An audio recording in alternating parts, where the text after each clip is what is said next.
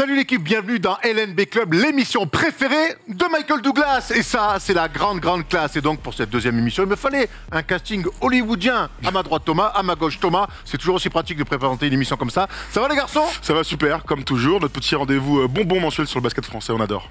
La rookie, c'est en pleine bourre? Content d'être là, comme d'habitude. C'est vrai? Ouais, très T'as content. plein de choses à nous dire. Toi, t'as bossé, t'as des petites... Ce mec bosse, hein. Ce mec bosse. Attention.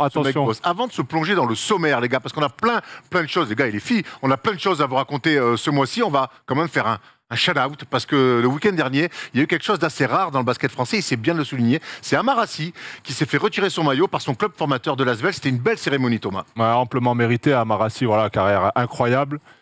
Et 2 titres avec l'Asvel, formé à l'Asvel en jeune. Voilà, j'ai eu la chance d'évoluer avec lui pendant 2 ans sous les couleurs vertes, bon, qui sont plus vertes maintenant, hein, gris et noir, je crois, c'est maintenant. Mais voilà, c'est un super mec, sur et en dehors du terrain. Donc franchement, ravi pour lui.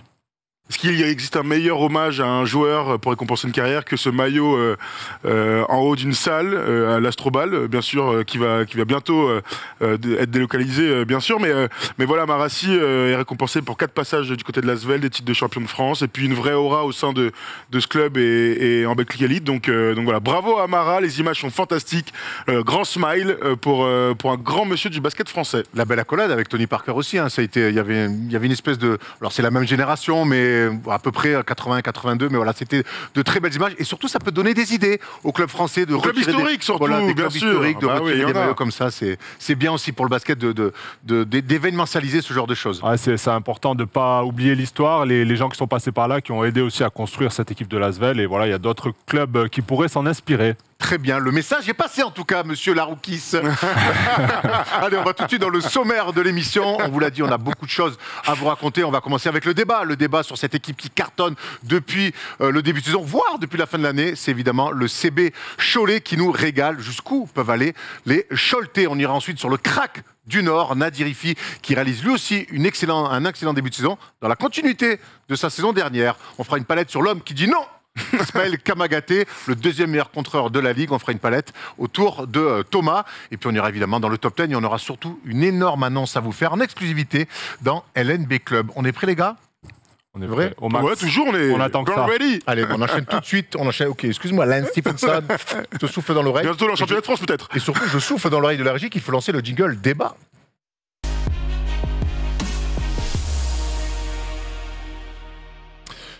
Il a évidemment fallu que Cholet perde ce week-end, le moment où on a voulu parler d'eux, mais ça n'enlève rien à leur excellent début de saison. On va voir ça en tableau, un bilan de 9 victoires pour 3 défaites, 11e attaque avec plus de 81 points inscrits, et surtout 2e défense, on va évidemment revenir là-dessus, mais vous le voyez, 2 défaites sur les 4 derniers matchs. Thomas, c'est un très bon début de saison de la part des Choletais. Est-ce que tu es surpris de les voir aussi haut, aussi fort? Surpris, oui ou non. On se souvient que l'année dernière, ils ont vécu une saison très difficile. Et finalement, pour arriver à accrocher les playoffs à la dernière journée en finissant 8e, et ils ont affronté l'Asvel en quart de finale. Ils ne sont pas passés loin de sortir le champion de France en titre. Hein. 2 points. Voilà, 2 points sur un 3e match à l'Astrobal. Donc là, ils sont sur leur continuité l'année dernière, et voilà, ils démarrent le début de saison en recevant l'Asvel. Cette année, ils les battent sur un match extraordinaire à domicile. On se rappelle, on l'a vu à la télé. Et voilà, c'est un groupe qui vit bien, qui est resté sur ses résultats de l'année dernière, et pour l'instant, tout se passe bien et tout va dans leur sens. Thomas, continuité dans les résultats et continuité aussi des hommes. Oui, absolument. Vous avez raison de commencer par la continuité des résultats, mais les résultats sont une conséquence d'un super recrutement, j'ai envie de te dire. Quand je dis recrutement, c'était la prolongation de joueurs très importants sur les lignes arrières. On pense aux Américains TJ Campbell et Dominic Curtis, dont on va parler dans quelques instants. Je pense aussi à Boris Dalot, qui fait une superbe saison et qu'on verra du côté du All-Star Game. Donc une continuité dans les hommes, ça donne aussi, pour toute cette équipe, une stabilité émotionnelle autour d'un coach, etc. Et voilà, ce début de saison est fantastique pour une équipe qu'on n'attendait pas aussi forte, en tout cas pour nous. Ouais, et c'est ce que nous a confié Kim Chili lors du Media Day, cette continuité avec les joueurs qui l'année dernière avaient fait ce très bon début de cette très bonne fin de saison et qui permettent à Cholet d'être dans la continuité cette année. Ouais, comme je viens de dire, c'est un groupe très sympa sur le terrain, en dehors du terrain. On s'entend très bien, on a beaucoup de joueurs jeunes français. Et les Américains aussi c'est pas des Américains typiques, ils sont vraiment impliqués dans le groupe aussi. Ils font vraiment des efforts, ils sont travailleurs et ils sont à l'écoute. Et ça, c'est hyper important pour avoir un groupe pour atteindre nos objectifs. Alors l'info, c'est que Kim Tilly ne skip toujours pas la muscu, apparemment. Sacré brandillon, notre ami, c'est toujours, ça nous saute comme ça toujours au visage. On parlait de la continuité, Thomas, et la continuité, ça a été notamment de garder leur back court américain, TJ Campbell, qui est arrivé en cours de saison dernière, et surtout Dominique Artis, Doumé Artis, qui est le meilleur scoreur de cette équipe. C'est comme ça qu'on crée un cœur d'équipe, tout simplement en réussissant à garder des joueurs. C'est la Coupe d'Europe, la FIBA Europe Cup, qui leur a permis de garder ces joueurs. C'est toujours important, bien sûr, on pense à d'autres profils dans le championnat qui restent pour essayer de faire progresser l'équipe et puis pour s'inscrire dans la durée. Lui, il a beaucoup bourlingué, Dominique Artis, avec ses 17 points en Europe. On l'a vu en Pologne, en Slovénie, dans des championnats plus sombres que la France. L'année dernière, ça s'est très bien passé avec Laurent Villa. Cette année, ça continue sur les mêmes bases. Voilà, 17 points, l'un des meilleurs joueurs du championnat. Garder les Américains pour que le public puisse s'attacher aussi, puis garder aussi les Français. On pense au futur All-Star, Boris Dalot, qui est vraiment la glu de cette équipe, l'homme l'homme touche à tout, important dans le collectif Choletais. Voilà, Boris Dalot qui a enfin, j'ai l'impression, trouvé un endroit où se poser, où il se sent bien, il se sent en confiance. On le rappelle qu'il a eu un parcours assez atypique, formé à l'INSEP. Ensuite, il avait des rêves de NBA, donc il est parti au Partizan Belgrade pour essayer d'atteindre la NBA. Malheureusement, c'est pas fait. Après, il a pas mal bourlingué, G-League, Grèce, pour revenir en France finalement. Et là, on voit qu'il prend du plaisir. Il joue 1, 2. Voilà, c'est un meneur maintenant d'expérience. Il a 28 ans. Il remplit un peu toutes les cases. C'est pas un énorme scoreur, mais il est bon partout. Et voilà. Et pour le récompenser, il a une sélection au All-Star Game cette année.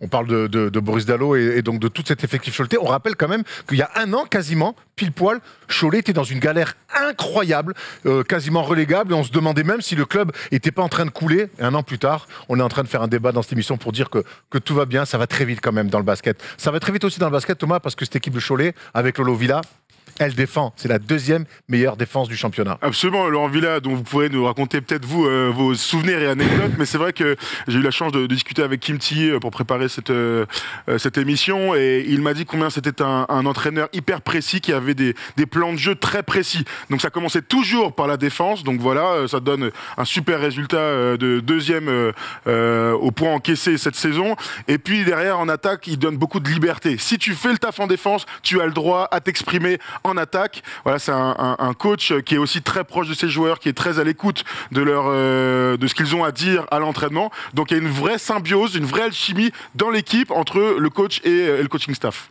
Et je disais, du coup, vous l'avez croisé tous les deux, messieurs. Ouais, moi, je le connais très bien. Ça a été mon coach en Cadet France à l'élan Barnet Pau Nord-Est. Voilà, pendant 2 ans, on est allé 2 fois en finale du championnat de France.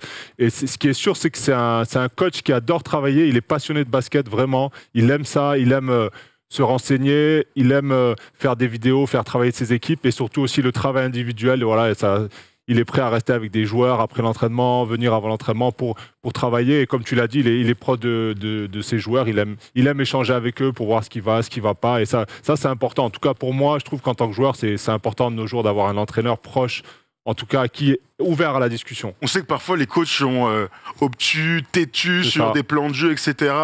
Là, quand je t'entends parler de lui, il était déjà comme ça il y a 20 ans. C'était déjà il y a 20 ans. Ouais. Est-ce que ou alors est-ce qu'il a changé avec le temps, Erwan? Toi aussi, tu l'as croisé sur les entraîneur.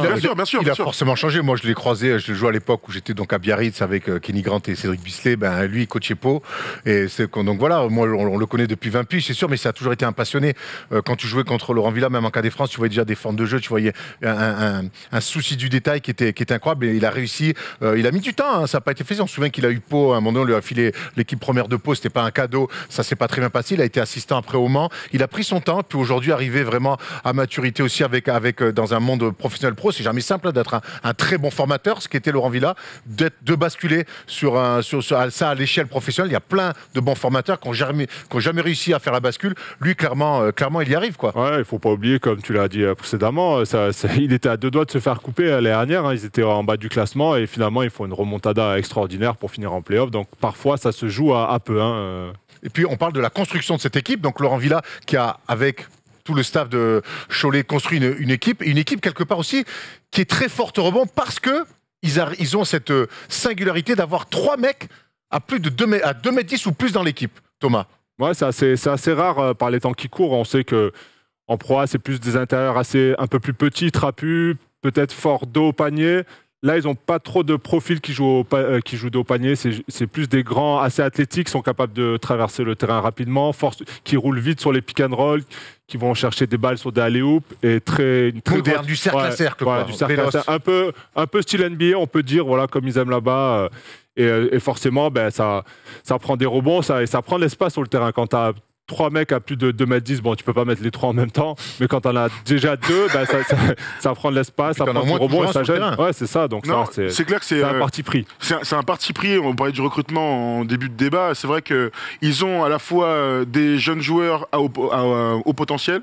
On pense à Justin Patton, qu'on a vu en NBA, drafté 16e il y a quelques années, mais aussi de l'expérience. Kimchi, bien sûr, avec son énorme expérience, que ce soit aux États-Unis, à la fac, ou dans tout, à travers l'Europe, ou au Japon, lui aussi. On pourrait ajouter, bien sûr, Perry Ellis, dont on se souvient du côté de Kansas. Il était dans l'équipe d'Andrew Wiggins lors de son année à la fac. Voilà, ça fait beaucoup de profils différents, des profils hauts, mais aussi un poste 4 comme Perry Ellis qui est un peu touche à tout et qui va être un très bon playmaker pour le reste de l'équipe. Donc ça donne finalement une équipe avec beaucoup de profondeur et avec beaucoup d'entrées sur leurs différents systèmes. On rappelle un Perry Ellis qui arrive de la 2e division du Japon. Là aussi, c'est des bons coups d'être allé sentir ça. Tu nous confiais, tu as eu Kim juste avant l'émission. Ils étaient dans une brave galère en déplacement en Coupe d'Europe parce que cette équipe-là joue la Coupe d'Europe aussi.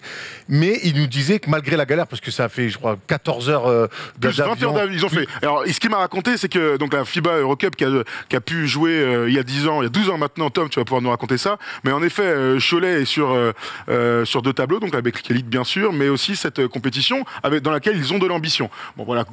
Sincèrement, ils ont eu pendant plusieurs semaines des grosses galères sur les joueurs en Bulgarie et en Roumanie. Mais là, sur le voyage à partir d'hier, ils sont partis à 7h du mat. Ils ont raté leur avion. Ils ont pris 4 avions différents pour arriver à 2h du matin en fin de journée. Et on sait que pour la préparation, pour les physiques, ça, c'est quand même des choses difficiles à affronter pour ensuite être performant sur le terrain. Je sais que tu as pu participer à cette Coupe d'Europe. À l'époque, c'était l'Euro Challenge. C'était des voyages incroyables. Je me rappelle d'un voyage en Ukraine où on a fait... Express, quoi. Ouais, c'est ça. Une fois arrivé là-bas, on a pris un bus pendant 6-7 heures sur des routes même pas finies. Il y avait des maisons, limite, on aurait dit que voilà, c'était encore un peu la guerre à l'époque. Hein.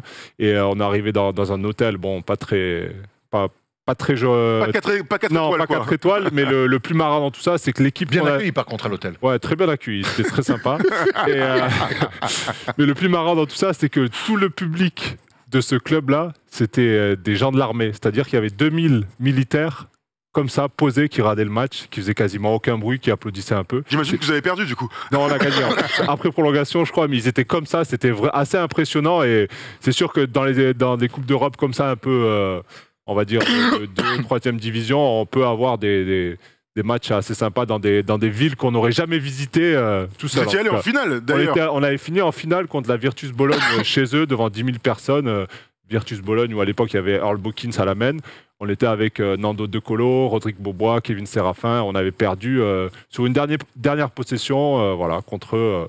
Quasiment, on avait perdu de 2 points, il me semble. La belle époque, mais la belle époque semble être revenue clairement du côté de Cholet. C'est vrai que cette année, on voit que c'est un réel poil à gratter. On ne va pas en faire un favori, ça ne sera pas leur faire offense, mais c'est un réel poil à gratter, car je pense aussi nourri de belles ambitions en Coupe d'Europe et à voir quelles sont leurs ambitions aussi dans la Leaders Cup qui aura lieu à Saint-Chamond en février. On avait posé la question à Kim Chili sur leurs ambitions en début de saison, et lui, il nous l'a joué plutôt safe en disant « Nous, on veut jouer les playoffs avant tout ».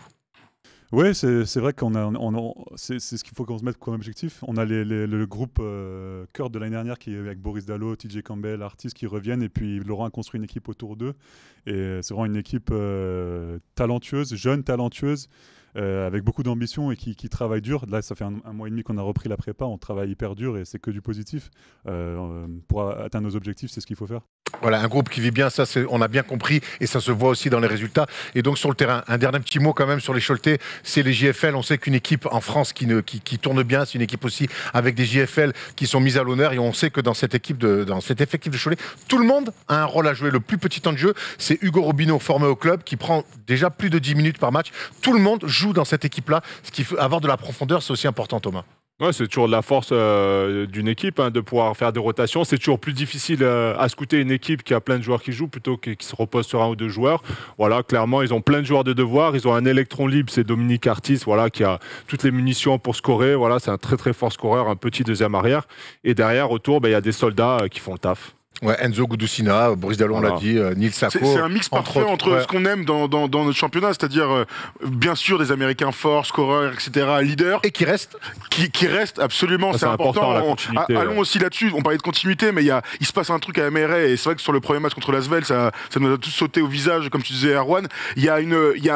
Cette équipe est vraiment poussée par la ville de Cholet. On sait que c'est l'attraction de cette ville, on est tous allés, tu y as joué Thomas, Cholet c'est pas la plus grande ville de France, toujours pareil, on leur fait pas offense, mais c'est la réalité. En tout cas, cette année, il se passe un truc, cette alchimie dans l'équipe avec le coach se retransmet aussi par le public qui est complètement fou, et les joueurs, ça les pousse à être toujours meilleurs, à toujours plus performants. Ils se battent pour une ville, donc voilà, franchement, c'est l'une des belles équipes de ce début de saison. Une Meira en feu, ça a de la gueule, toi. Ouais, Est-ce que les murs tremblent toujours ou pas quand on le voit à la télé, elle est remplie tous les soirs, et nous à l'époque, l'année où on est champion de France, il y a une ambiance vraiment incroyable. C'est salle comble, ils mettent des gens debout sur les côtés. En plus, c'est un hangar, on va pas se mentir, donc ça résonne beaucoup, ça fait énormément de bruit, et les Choletais sont passionnés de basket, voilà, et franchement, ça régale de jouer dans cette salle, même si c'est pas la salle la plus moderne, c'est toujours un kiff de jouer là-bas. Je vous ai parlé d'Hugo Robinho, qui est un joueur formé à Cholet. On va se quitter avec un petit quiz autour du centre de formation de Cholet, qui est un centre de formation historique. Messieurs, petit à petit, vous allez me donner chacun votre tour que je peux gagner. un joueur formé à Cholet, toute génération confondue. Le premier qui sèche, c'est une bavure. Thomas, tu commences. J'ai la balle. Mike, j'ai la balle. Kevin Séraphin, je commence par les copains. Rodrigue Bobois. Rudy Gobert. Nando De Colo. Je vais aller sur les historiques, Antoine Rigaudot. Claude Marquis. Emeric Janot. David Gauthier. Ils sont bons, mes gars, là. T'as dit Rodrigue, hein. Ouais. T'as dit Claude Marquis. Ah, tu me mets dans la mouise, là. Ah. Vous en oubliez un monstrueux, j'en ai plein, quand même. Jim Bilba. Cédric Ferchaud. C'est qui le monstrueux? On a dit Rudy Gobert, hein. Oui, enfin, monstrueux, un back in the day, mais le roi. Il a dit. Je l'ai dit, je l'ai dit, Rigaudot. Ah, je sais un peu. Un meneur, gestionnaire. Je l'ai dit, Emeric Janot. N'hésite pas à venir dans l'émission, Erwan. Ça va trop vite, ça allait trop vite. Moi, j'en ai. Ah, vas-y, finis-moi. Youfat. Qui ça? Steve Youfat. Bravo. Fofana. Il y en a un que t'oublies qui est terrible quand même. Qui ça? Qu'on le connaît très bien. Ben oui. Stephen Brown. Oh ouais, c'est vrai, Steph, excuse-moi. Cyril Alcomeda, Bardet, tu vois, Pierre Brochard, cette génération-là. Armand Charles. Sylvain Delorme, Armand Charles. Il y en a tellement. Disons que c'est un centre de formation qui compte en France. Honnêtement, c'est impressionnant. La liste qu'il y a, c'est assez impressionnant. Bon courage pour faire le 5 majeur des joueurs sortis de Cholet. Ce serait un super truc à faire. On laissera aux gens dans les commentaires le loisir de le faire. Mais bon courage si vous voulez faire le meilleur 5 du centre de formation. Christophe Léonard, si je peux Christophe Léonard, mon pote, je suis obligé de le mettre. Évidemment. Voilà, on a fait le tour sur cette sympathique équipe de Cholet qu'on continuera à suivre évidemment tout au long de la saison. Allez, on va enchaîner tout de suite parce que vous vous souvenez, le 4 décembre dernier, nous avons mis sur notre chaîne Twitch First Team le match entre les Mets 92 et Fos-sur-Mer, et on voulait vous offrir un petit inside de ce qui a été pour nous une très belle aventure. On voulait partager avec vous.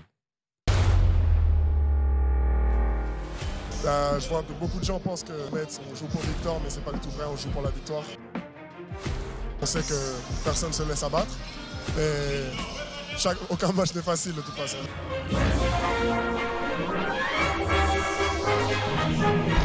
Pour le bord.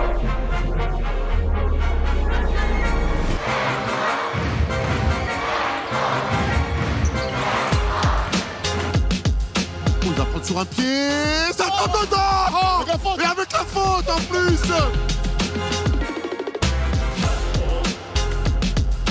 C'est qui ça, Mister V? Les copains sont là, eh oui. Attaque. Il est rejeté par Victor Wembanyama. La passe lobée pour Victor Wembanyama qui se resitue, le N1.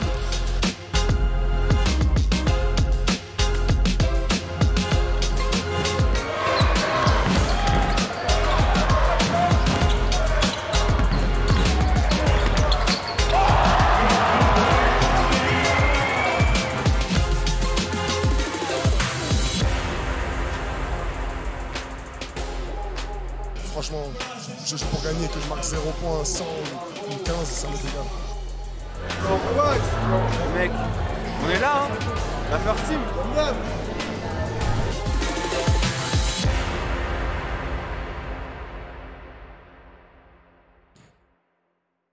Image Christophe Roche, montage JB Bénard. J'ai toujours rêvé de faire ça comme dans Stade 2, tu sais, un truc très solennel. Les mecs, ils ont... Bref, voilà, on s'est régalé en tout cas à le faire, on s'est régalé à le monter et on voulait partager ça avec vous. Et la bonne nouvelle, Thomas, c'est qu'il y a un prochain match qui arrive rapidement. Absolument, débat sur Cholet, premier match sur les Mets. Et ben quelle affiche le 23 décembre sur Twitch à 20h30, prise d'antenne 20h15, Mets 92, Cholet basket. Voilà un affrontement entre deux des meilleures équipes de ce début de championnat en Betclic Elite. On vous attend très nombreux sur Twitch, toujours gratuitement bien sûr, et en codiffusion sur LNB TV. D'ailleurs le replay de tous les matchs on dispose sur LNB TV, mais le match est à la fois en exclu chez nous et chez eux, et en même temps en replay là-bas. Voilà, c'est parfait pour tous ceux qui aiment le basket. Voilà, rendez-vous le 23 décembre. En attendant, nous, on va parler d'un petit crack de la Betclic Elite. Vous allez voir ça.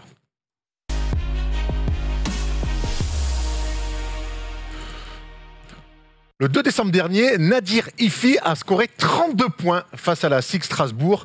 Il a fait un véritable carton malgré la défaite et forcément on a envie de parler de Nadir Ifi parce qu'il réalise un super début de saison dans sa mission de maintenir le Portel.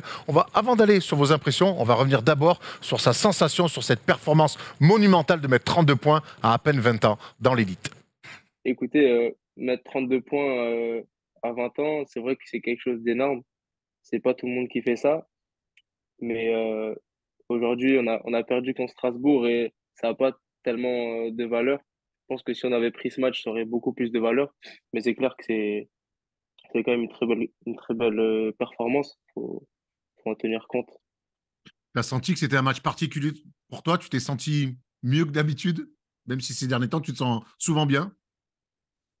Ouais, j'ai de très bonnes sensations en ce moment. Mais après, voilà, j'avais une énergie différente vu que moi, je viens de Strasbourg. Et c'était une énergie particulière devant mes amis et devant mes parents. Surtout que c'est un club qui m'a pas donné ma chance. Du coup, j'ai un peu cet esprit revanchard. Mais voilà, j'ai voulu faire un bon match. Je l'ai appréhendé comme tous les autres matchs. Après, voilà, on aurait bien voulu prendre cette victoire comme on a bien préparé ce match. Mais c'est clair que voilà, c'est une très belle performance quand même. La revanche, Thomas, l'esprit revanchard, c'est un petit peu ce qui peut symboliser le parcours et l'histoire de Nadir Ifi. Ouais, Nadir Ifi, c'est un peu un jeune qui était sous les radars, on va dire. Il le dit dans l'interview, il vient de Strasbourg à la base. Après, il a toujours voulu intégrer un centre de formation. Il a eu des petites difficultés, notamment à cause de résultats scolaires assez faibles. Donc, il a travaillé sur tout ça. Il y a un peu plus de 2 ans, il a intégré le centre de formation du Portel.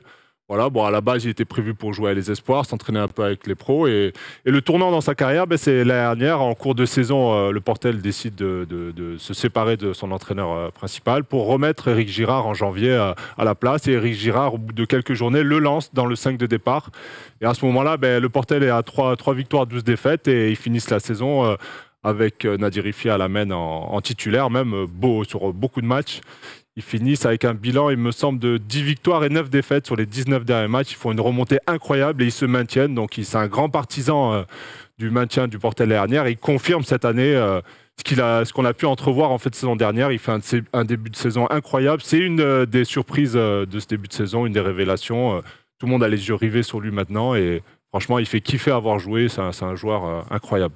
Thomas, un parcours un petit peu unique, passé par la Nationale 3, refusé du centre de formation de la SIG, ville dont il est originaire, passé un petit peu par Lille, revenu ensuite pour Jean N3 à la SIG et derrière, arrivé finalement à son but ultime, c'est d'être dans un centre de formation pour se donner la chance d'être pro. Ouais, absolument, tu parlais du parcours revanchard, voilà, ça c'est des parcours presque uniques, on peut en citer quelques-uns des joueurs comme ça, mais ce qui est dingue, c'est la mutation de ces joueurs-là. On sait que ce sont des joueurs à fort potentiel offensif, donc voilà, Nadir Ifi est un poste 2, un combo, meneur bien sûr, mais maintenant on les connaît comme ça.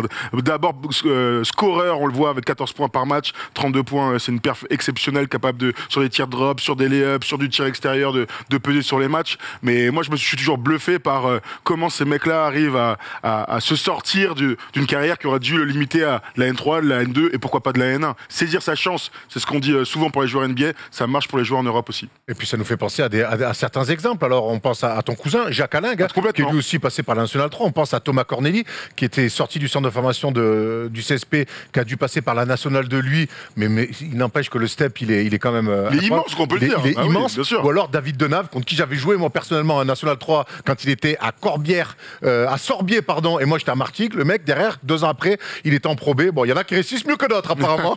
En tout cas, voilà, c'est des bons exemples. Et toi, Thomas, tu es passé par les centres de formation, mais est-ce que tu as côtoyé des mecs comme ça, passés par les divisions nationales? Est-ce qu'ils ont quelque chose en plus? Ah, forcément, on est revanchards. Moi, après, je suis pas descendu aussi bas. Au début, je suis passé par la Nationale 1. Et voilà, on a envie de prouver qu'on peut évoluer, monter les échelons. Mais moi, surtout, mis à part ça, ce qui me surprend quand même, c'est, là, j'ai envie de dire quand même bravo à Éric Girard, c'est d'avoir donné vraiment sa chance à ce genre de profil qu'on n'aime pas beaucoup en France quand même. Les petits comme ça, meneurs-scoreurs, on adore quand ils sont américains. Quand ils sont français, on n'est pas très fan. On a l'exemple à l'époque de Thomas Hurtel. C'était un meneur-scoreur talentueux, un peu flashy. Il n'est pas resté en France, il est parti à l'étranger parce que on n'était pas très fan de son jeu. Et lui, on lui donne sa chance et il prouve qu'il peut mener une équipe de Pro A. Il le prouve tous les soirs, c'est un joueur régulier. Et moi, ça me fait kiffer de voir un petit meneur, scoreur, qui met des gros shoots, qui a le droit aussi de se rater, qui a le droit de prendre des step back à 3 points, de faire des choses qu'on a rarement vues chez un meneur français, en tout cas en Betclic Elite. Tu parlais des responsabilités que lui a donné Éric Girard. Justement, on a posé cette question à Nadir Ifi pour voir comment ça s'était passé cette saison avec Éric Girard sur les responsabilités au sein de cette équipe. En soi, les cartes, on me les a données au feeling. On m'a pas dit, t'auras tel temps de jeu, telle responsabilité. Voilà, on m'a mis sur le terrain, j'ai montré des choses. Et puis maintenant, le coach, il me fait confiance. Et on a cette certaine confiance qui nous allie, qui me donne, surtout quand il me met sur le terrain, il me dit, bon, je te donne cette liberté-là. Maintenant, à toi d'en faire des choses bien. Et voilà, maintenant, je sais qu'il y a des limites aussi, j'ai des responsabilités, j'ai une certaine liberté dans le jeu. Mais voilà, maintenant, c'est à moi de faire les bons choix et c'est ça. On a l'impression que les choses se sont faites naturellement entre Éric Girard et Nadir Ifi, c'est-à-dire que je te file des responsabilités, de la liberté aussi, mais par contre, tu peux pas faire tout et n'importe quoi. On a l'impression que dans son discours, il a compris ça, Nadir. Absolument, il faut toujours donner un cadre à ces jeunes joueurs, surtout quand ils sont hyper créatifs comme lui. Tu peux pas exister en Betclic Elite ou au plus haut niveau européen si tu ne respectes pas le cadre. Donc, il faut arriver à faire jouer les autres parce que tu es un meneur de jeu, et puis en même temps, il faut être soi-même. Et quand tu es un scoreur aussi fort que Nadir Ifi, c'est comme ça que tu vas gagner ta place, gagner des minutes et gagner des responsabilités. En plus, il est avec Benoît Mangin au poste de meneur. Benoît Mangin qui est au Portel depuis des années, qui est adoré par le club et par les supporters. Donc voilà, 2 joueurs complémentaires dans le profil qui peuvent jouer ensemble. Et ça aussi, c'est intéressant. Complémentaire donc ce bas court au Portel, mais pour l'instant c'est un petit peu compliqué ce début de saison, même si ça va mieux. Et d'ailleurs on a posé la question encore une fois, on était là pour ça à Nadir Ifi, sur ses impressions sur le début de saison des nordistes. C'est un début de saison très frustrant parce que on est dans tous les matchs et contre des équipes du haut de tableau actuellement. On perd de 2 points contre Bourg, on perd de 2 points ou 3 points contre l'Asvel. On est accrocheur sur tous les matchs, on est dans tous les matchs. Voilà, après c'est très frustrant et on se dit mais qu'est-ce qui manque? Qu'est-ce qui manque? Et puis on a continué à travailler et puis comme on le fait aujourd'hui, c'est vraiment le fait qu'on joue ensemble, qu'on puisse se partager la balle. C'est vraiment ça l'outil de la victoire et c'est l'esprit aussi qu'on a au Portel. C'est qu'on n'a pas de star chez nous. C'est l'équipe la star en fait. C'est tout le monde touche le ballon, tout le monde mange et c'est le plus important. Thomas, on le sait qu'au Portel, c'est mission maintien absolu. On sait que l'année dernière, ça s'était joué lors de la dernière journée. Cette année, encore une fois, il va falloir cravacher dur. Hein. Ouais, c'est ce que dit Nadir. Hein, c'est d'abord l'équipe. L'équipe, c'est la star, mais ils n'ont pas le choix en fait. Ils ont moins de moyens que d'autres équipes, mais ils vont être à la lutte. Et ce qui va être important dans leur saison, c'est gagner des matchs à domicile. On connaît la force du Chaudron, on connaît ce public, on connaît l'ambiance qu'il y a dans une région qui adore le basket. Donc, arriver à être plutôt souverain à domicile, domicile, c'est ce qui va leur permettre de rester dans l'élite. Ils sont à 2 victoires et 4 défaites à domicile. Donc moi, c'est ce que je vais regarder. Ils sont à la lutte avec Pau, bien sûr, avec Fos-sur-Mer et avec le Paris Basket. Voilà les équipes qui vont se battre pour le maintien en fin de saison. Avant de finir sur Nadir Riffi, on voulait évidemment faire une comparaison. On l'a dit, c'est une bombe humaine sur un terrain, vraiment. Il est ultra spectaculaire et on a forcément envie d'aller sur des comparaisons. À qui vous fait penser un petit peu dans son style de jeu, Nadir Riffi? Bah, lui, il a dit, il s'inspirait beaucoup de Shane Larkin. Après, il me fait penser un peu à Isaiah Thomas en NBA. Petit meneur gaucher, capable de scorer dans des situations assez différentes. Donc, moi, il me fait penser à ça, lui. Ouais, moi j'aime bien ça. Tu sais, quand je fais le jeu des comparaisons, pour moi, quand t'es un gaucher, j'ai pas envie de te comparer à un droitier. Alors bien sûr, Shane Larkin, c'est ce qui se fait de mieux en Euroleague depuis tant de saisons, mais j'aime bien la comparaison à Isaiah Thomas, t'as raison, parce que c'est des joueurs sous-dimensionnés. Quand tu fais 1m80, eh ben, tu vas parfois souffrir en défense, parce que tu vas être posté ou on va jouer physique avec toi. Nadir Riffi a des cannes, a un buste. On va voir d'ailleurs son évolution physique avec le temps, mais voilà, j'aime bien, je suis d'accord avec toi, force au pick and roll, fort dans l'adresse, fort sur les tirs drop et sur les pénétrations. Isaiah Thomas, c'est un beau compliment. Isaiah Thomas, c'est un bon compliment. Il y en a un qui défend mieux que l'autre et je vous laisse deviner lequel. En tout cas, on a posé cette même question à Nadir Riffi. De qui il s'inspire? Sur le plan offensif, c'est plus, je regarde beaucoup Shane Larkin.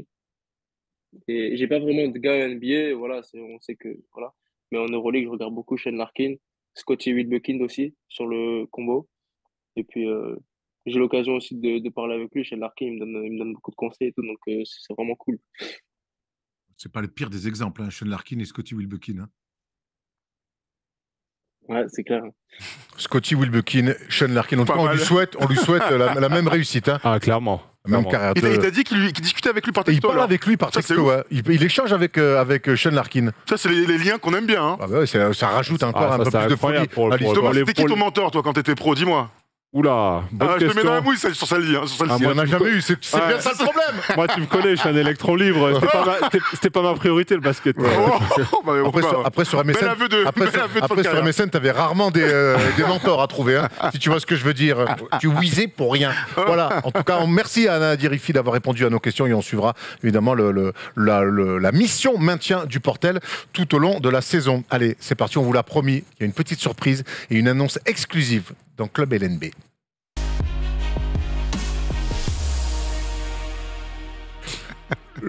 LNB Club, évidemment. Le All-Star Game, c'est le 29 décembre.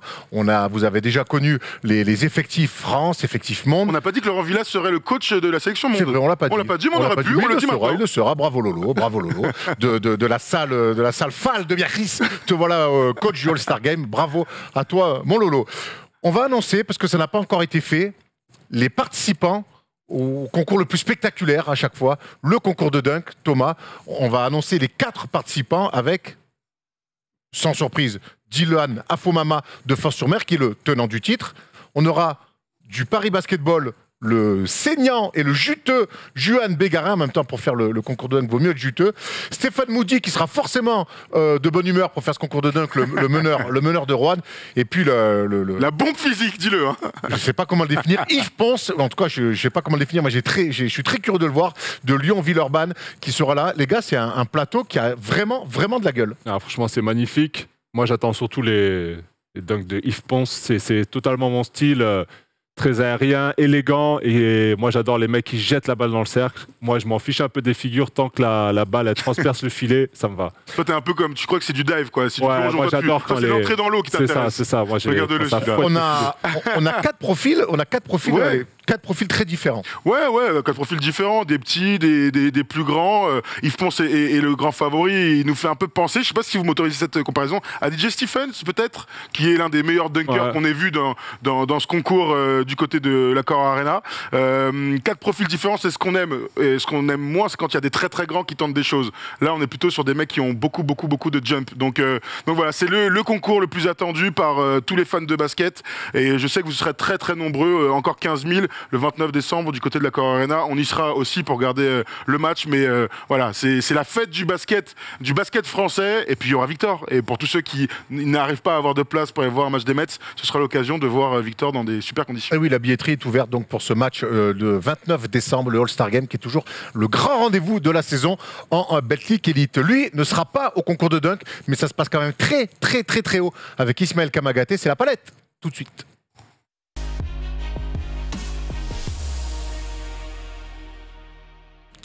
Drafté l'été dernier par les Detroit Pistons, puis envoyé aux Denver Nuggets, Ismaël Kamagaté est le deuxième meilleur contreur de Belkik Elite derrière Victor Wembanyama. On a voulu, Thomas, faire une palette autour d'Ismaël Kamagaté pour un peu comprendre le phénomène défensif qu'est Ismaël Kamagaté. Absolument, tu as raison de parler de phénomène, parce que dans le liner, on a mis l'omniprésence d'Ismaël Kamagaté. Absolument. S'il fait partie de ces joueurs qui changent le cours d'un match par sa seule présence défensive. Allons-y tout de suite dans la palette avec une première action. Vous allez voir, c'est d'une simplicité à toute épreuve, mais ça change tout. Voilà ce que c'est un game changer.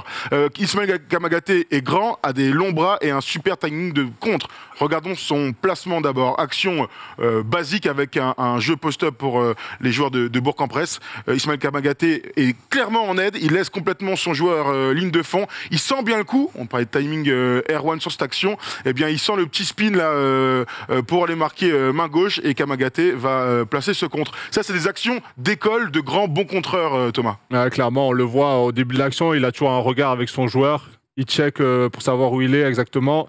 Et là, clairement, la consigne, c'est de l'envoyer baseline. Donc sur le reverse, le défenseur sait qu'il y a Kamagaté qui est derrière. Donc c'est plutôt rassurant quand tu as quelqu'un. Dès que ça se passe en l'air, il est gagnant, quoi. Et c'est le but du contre en général. Non, mais c'est vrai que quand ça se passe en l'air, Erwan, tu as raison, il est souvent gagnant. Deuxième palette, deuxième action, toujours du côté de Bourg-en-Bresse, action complètement différente, vous allez la voir. Balle perdue par le Paris Basketball, une contre-attaque, et Ismaël Kamagaté va finir avec ce compte sur la planche. On va essayer de décrypter son action, parce que c'est une action vachement difficile pour un pivot, on le rappelle. Perte de balle sur une passe de Paris Basket. On voit que 2 joueurs sont éliminés. Il y a notamment Axel Toupane. Et là, regardez l'action d'Ismaël Kamagaté qui va freiner un tout petit peu. Il va avoir l'intelligence de ne pas faire faute. Puis derrière, le lay-up de l'arrière de Bourg-en-Bresse. Et là, Ismaël Kamagaté est tout à fait inarrêtable avec un timing de contre, encore une fois, incroyable. Ouais. Ce qui est intéressant, c'est la réaction tout de suite sur la balle perdue. L'attaque, elle est finie. Hop, je me replie. Et là, l'intelligence, parce qu'on voit le meneur qui essaye d'aller chercher le contact, comme il sait qu'il est plus petit, il essaye peut-être d'obtenir la faute. Il a, comme tu dis, il a l'intelligence de freiner un petit peu. Et là, derrière, toujours ce sens du timing et du contre. Il n'a pas besoin de mettre beaucoup d'élan pour sauter haut. Voilà, c'est quelqu'un de très long et qui a des appuis rapides. Ça, les appuis rapides, on parle de motricité pour les joueurs de grande taille. Ça, Erwan, c'est une vraie force pour Ismaël Kamagaté. La vélocité, on le voit déjà sur les premiers pas de recul. Déjà, ça va très vite. Et puis, cette faculté à se retourner. Et puis, l'analyse. L'analyse, c'est-à-dire qu'il y a un petit dans les jambes. On sait que les grands, quand ils ont des petits dans les jambes, ils ont souvent tendance à faire faute. Là, il l'évite parce qu'il sait. Il a compris que ça allait se passer un petit peu plus tard, au-dessus du cercle. Et encore une fois, on est dans les airs. Et dans les airs, c'est lui qui est maître de la situation. J'aime beaucoup, moi, le fait qu'il évite comme ça l'arrière de la JL. On va sur une troisième action, le pick and roll. C'est aussi pour ça qu'il a été drafté, Ismaël Kamagaté. C'est sur sa dissuasion sur pick and roll. Regardez cette défense du Paris Basket. Bégarin se fait avoir sur le pick and roll. Jeremy Evans... disons-le clairement, on n'a pas envie de défendre sur cette action-là. L'avantage, c'est qu'il a un grand pivot contreur. Regardez l'intelligence, une nouvelle fois défensive d'Ismaël Kamagaté, qui ne va pas sauter sur la première feinte de lay-up du meneur de jeu. Il va aller chercher, une petite passe. Kamagaté va se retourner et encore une fois, toujours ce fameux timing de contre, messieurs. L'intelligence de ne pas sauter sur la première pénétration. Ouais, bon, quand même, je veux revenir sur le début de l'action. Bégarin, il n'a pas passé au-dessus de l'écran, je suis désolé. Il a 4 mètres derrière la ligne, il peut passer en dessous tranquillement. Bon, ça, c'est un autre débat. Et après, derrière, ce que je trouve qui est très bien avec Kamagaté, c'est qu'il se livre pas. Il donne pas d'informations. Le gars qui vient, il sait pas, il est pas en train de le voir prendre ses appuis. Il reste sur le qui-vive. Il sait qu'il a son grand derrière, qu'il a 2 choix. Soit il va contrer le meneur, soit il va avoir une petite passe à terre. Donc, il est sur le qui-vive, hop, ça fait la petite passe, et derrière, il se retourne. On l'a dit tout à l'heure, très belle vitesse d'appui. Il sait où est son joueur, donc il se resitue directement pour aller chercher, sans forcément sauter. Il est tellement long et un peu sur la pointe des pieds. Très souvent, on parle de QI basket. Là, c'est le QI défensif. On l'a mis en lumière. C'est important. L'année dernière, avec le QI défensif de Rudy Gobert. On l'a mis cette année en lumière dans le First Day Show avec le QI défensif de Brook Lopez. Ça, c'est une action à la Brook Lopez, Erwan. Complètement. Venir, ne pas se livrer, tu as raison. Obliger le meneur à faire un choix, de dire le choix, quand tu as Ismaël Kamagaté, c'est plutôt de faire une passe, donc d'être capable de dissuader pour le premier choix du meneur, et en plus derrière d'être vite, parce qu'il est vite en réactivité, Ismaël Kamagaté, et derrière, encore une fois, avec ses grands bras, il contre. Parfois, on galvaude un peu le truc d'athlète. C'est un athlète vraiment sur la motricité, sur la vitesse d'appui, Isma. puis quand on est attaquant, on essaie de lire aussi le body language du défenseur. Et là, il donne aucune information, donc c'est très difficile à attaquer. Quatrième action, on va revenir sur les duels en haute altitude, chers à Georges Eddy notamment et à Erwan qui adore ça. Regardons encore la motricité d'Ismaël Kamagaté qui va venir mettre une énorme planche. Ce qu'on va aller chercher dans cette action, c'est justement la hauteur d'Ismaël Kamagaté. Le tir manqué, la contre-attaque rapide, le repli est... Toujours pas ouf côté Paris Basketball, mais regardez Kamagaté qui va adapter sa course à la contre-attaque et qui va finir 2 pieds pour aller chercher une balle. Regardez, très très haute au-dessus du carré blanc, Erwan. Quasiment au-dessus du carré blanc. Et encore une fois, l'effort, il fait l'effort de replier. Ça, chez les grands, on sait que c'est important. Des fois, il y a un shoot un peu casse-croûte là. Et ben, des fois, tu es un petit peu frustré. Et regarde l'effort. Là, il adapte en 5 pas, même pas. Il a déjà traversé le terrain. Et puis derrière, encore une fois, il va très haut. C'est un danger permanent. Chaque fois, Ismaël Kamagaté, que ce soit sur demi-terrain ou sur repli, ou tout terrain. Moi, l'intelligence d'Allman, au tout début de l'action, sur le repli, il voit qu'il y a Kamagaté qui te suit. Donc sur la défense, il ne fait pas faute, il essaie juste de le ralentir pour laisser le temps à Kamagaté de revenir. Là, on va le voir, il le gêne un tout petit peu, voilà, et ça laisse le temps à Kamagaté derrière de revenir. Il est obligé de faire un move. Voilà, il est obligé de faire un move, il ne peut pas y aller directement. Allman, il se dit, je ne vais pas faire faute, je vais juste un petit peu le déranger en passant devant. Je sais qu'il y a Kamagaté qui arrive derrière, il fera le taf. Et voilà, c'est ce qui se passe. Il lui met une énorme planche en haut du carré blanc. Voilà pourquoi Isma a été drafté à la force physique, mais aussi, vous savez, quand vous êtes scout, vous regardez absolument toutes les attitudes des joueurs. Et tu as raison de souligner ça, Erwan. Souvent, les scouts mettent en avant, lorsque les joueurs, s'il y a une perte de balle ou un tir forcé, etc., un body language, des bras tombants, ou même l'attitude de ne pas revenir en arrière, de ne pas revenir assurer le repli. Isma Kamagaté a des qualités physiques, ok, mais a surtout l'état d'esprit pour relancer sa course et aller chercher ce contre, et donc du coup arrêter une contre-attaque et un panier facile. Et on en verra donc cette séquence palette parfaitement expliquée par Thomas à la franchise des Denver Nuggets. Les gars, c'est pour nous, il n'y a pas de problème. Ismaël Kamagaté, vous l'accueillez quand vous voulez. Messieurs, vous avez été très bons. C'est l'heure de vous récompenser un petit peu. Ah, merci. Avec un petit top 10. En plus, c'est Noël. C'est cadeau. Makoudou. Dante Hall, Makoudou qui se bat. Oh, et qui va écraser ça dans le cercle.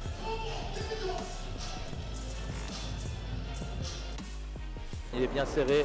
Et vole le ballon, Retino Bassoane. Et là. Le dunk de Yves Pons en altitude. Crucifié. Moody, où il a fait sauter. Belle passe. Ouh, le compte de Green. Qu'est-ce qu'il est athlétique, Green.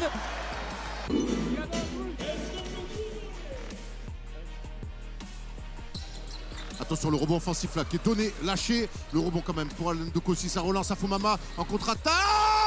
Il est rejeté par Victor Wembanyama, la transition pour les mettre. Le contre de Victor. Regardez. Mbaye Ndiaye. Et Amadou Soro, contré par Dante Hall, qui s'est mal réceptionné.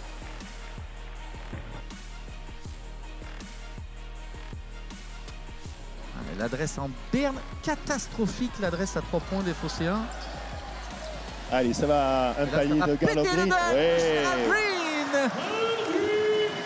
On sent le public. On sent le public. Gagné. Non, finalement, Victor qui dribble entre les jambes. Oh, il va prendre sur un pied. Ça tombe dedans. Et avec la faute en plus. Et sur ces 2 premières minutes, c'est que on va revoir. Hein. On va revoir ce ralenti. Et la faute, elle est dans les pieds. Ouais, dans...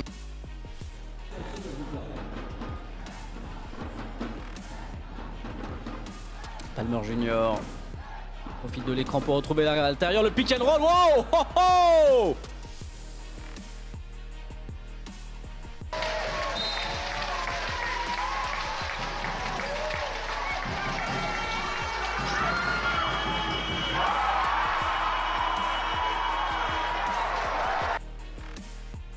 Ballon qui se joue de ses émotions. Artis, une prière lancée en l'air. Oh là là là là.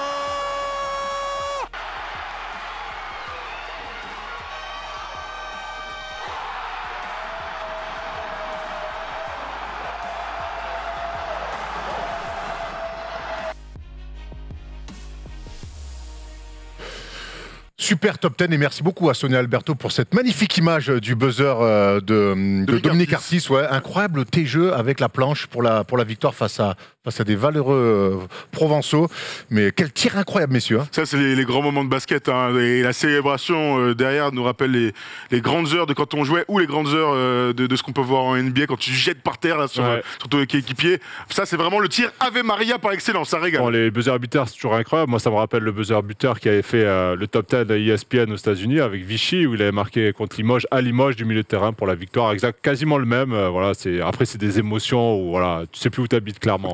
Tu sais plus où t'habites. Justement, pour vous rappeler là où vous habitez, on va quand même aller sur les classements de Betclic Elite. Hein, ça va histoire de remettre un petit peu tout le monde dans le bon sens. Monaco est donc premier après sa belle victoire face au Metz 92. C'était dimanche dernier. Cholet, on l'a vu, 4e. La SIG Strasbourg qui va beaucoup mieux avec 6 victoires d'affilée. Et puis vous voyez, Le Mans qui est un petit peu dans le dur, mais qui reste dans les 8. Et puis la bataille pour le maintien avec Pau, Le Portel, Fos-sur-Mer et Paris. Ce qui est important dans ce classement, c'est la Leaders Cup. On en a un peu discuté. Mi-février, on pourra tous regarder la première grande échéance sportive de la saison de Betclic Elite, donc avec la Leaders Cup. Et on rappelle que c'est les 8 premiers qui seront à Saint-Chamond, dans la nouvelle salle à côté de Saint-Etienne. On espère y être. Et pourquoi pas commenter, Erwan?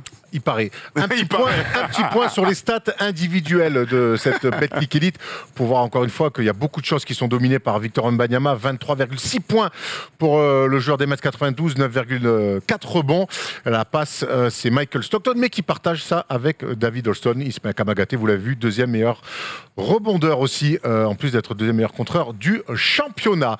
Allez, un petit point sur la Pro B rapidement, et promis, la prochaine émission en janvier, il y aura un focus spécial sur une équipe de Pro B. Antibes est premier, seul leader. Saint-Quentin, Chalon-sur-Saône suit derrière. Denain, petit shout-out à Kenny Grant, que je vais voir cette semaine parce que c'est la famille. Et, oui, on fait et puis La Rochelle et Gris Schuffel qui sont un petit peu en galère. Voilà, messieurs, on a fait le tour de toute la Betclic Elite et de la LNB. C'était très bien, vous avez été très bons. Bravo, messieurs. On se retrouve le mois prochain. On se retrouve surtout pour un prochain match. Donc, vendredi 23 décembre, les Metz 92, Cholet Basket. Grosse affiche de Betclic Elite, ça sera sur la chaîne Twitch de la First Team. On compte une nouvelle fois sur vous pour se retrouver ou sur notre chaîne Twitch ou sur LNB TV. Merci Thomas Laroukis. Merci à vous. Merci Thomas Dufan. Merci, on a votre traite. À bientôt les amis, ciao ciao.